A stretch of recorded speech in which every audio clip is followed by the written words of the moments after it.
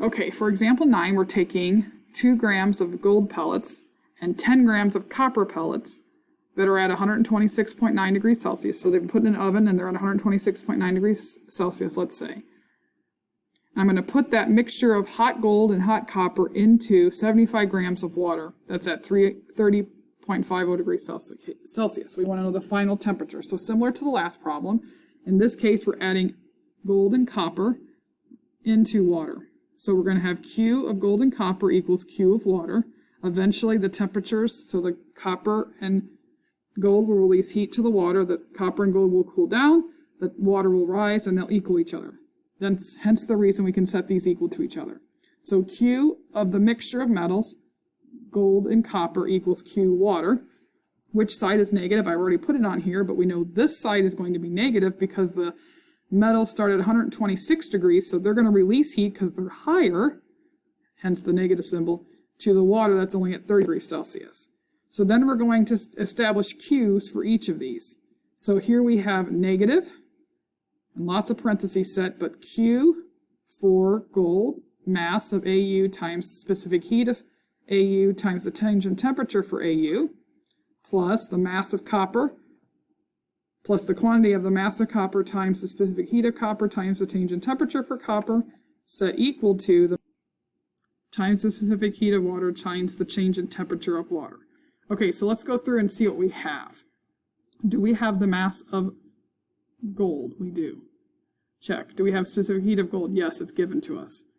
Do we have, what do we have next? We have a mass of copper. There it is, so green check. We have specific heat of copper, so that's checked off. And we know that both of these guys, their initial temperatures start at 126, so we got those right there, green checks. Then we also know that we have 75 grams of water, so check for the mass of water.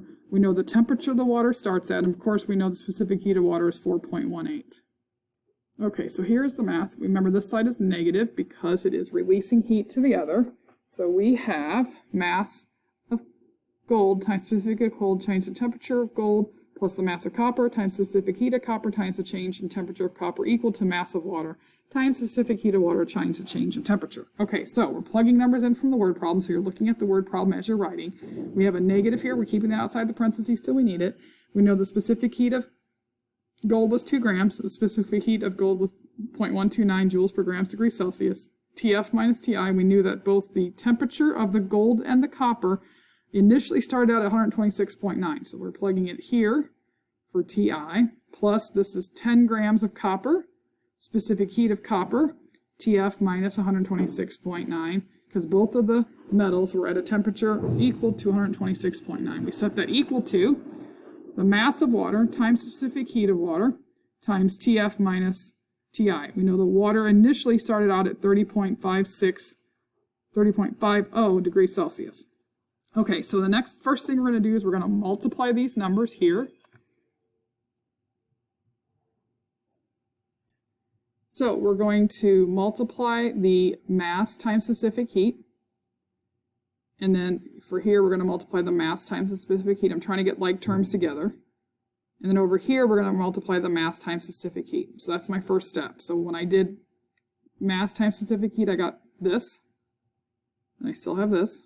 And then I did 10 times 0.2 and I get this. So mass times specific heat for copper, I get that. 70 times 4.1 equals this. Now we're going to distribute, okay, 3 times, because we have 3 sets of so this times this and this. So this times this gives me this.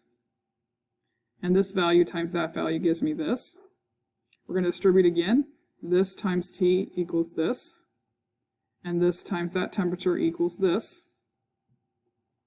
On this side, we're going to distribute just like we did before. So this times this. 314 times TF is 314 TF, and 314 times 30.50 is 9580 joules. Okay, and then I'm going to combine like terms on this side first. So I'm going to combine TF terms and non-TF terms. Okay, and that's how I got to this. So here's a TF term and a TF term, so they're going to be added. Still have that negative outside. I'm dealing with that at the end. So 0.258 with a TF term plus 2 with the TF term is 2.258 joule degree Celsius TF.